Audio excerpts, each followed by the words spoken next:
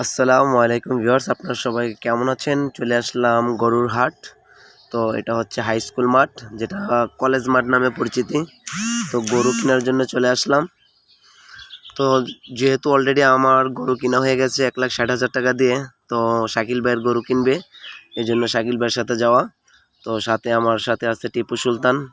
তো মূলত গরু দেখার জন্য যাওয়া, যেহেতু আমাদের গরু কিনা হয়ে গেছে গতকাল।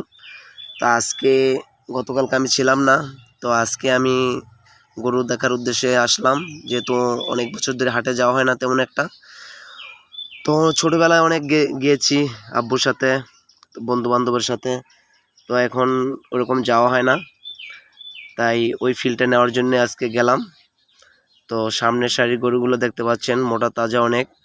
2.5 লক্ষ টাকা থেকে শুরু করে 3 লাখ টাকা পর্যন্ত গরু এখানে আছে। তো অনেক রকমের সুন্দর কালারের গরু। ববেচর বাজার একটা ঐতিহ্যবাহী বাজার, ববেচর বাজার। এটা আপনারা সবাই অবগত আছেন। অনেক চমৎকার সুন্দর সুন্দর গরু উঠছে।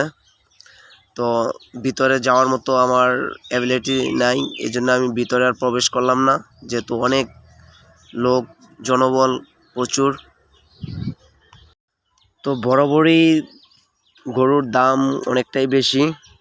তো প্রতিবারই গরুর দাম অনেকটাই বেশি, কোনোভাবেই গরুর দাম আর কমতেছে না। এদেশে আর কখনোই কমবে মনে হয় না। দেশ যেরকম উন্নত হচ্ছে, এরকম দামও বৃদ্ধি পাচ্ছে, যুগের সাথে তাল মিলিয়ে চলতেছে। তো দেখতেই পাচ্ছেন গরুগুলো।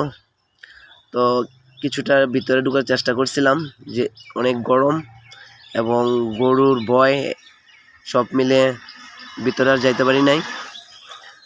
তো আমাদের গরু দেখা শেষ। অলরেডি আমরা এখন চলে আসব।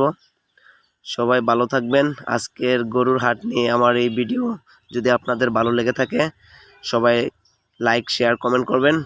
গলাটা আমার ভেঙে গেছে। সবাই ভালো থাকবেন। আল্লাহ হাফেজ। আসসালামু আলাইকুম।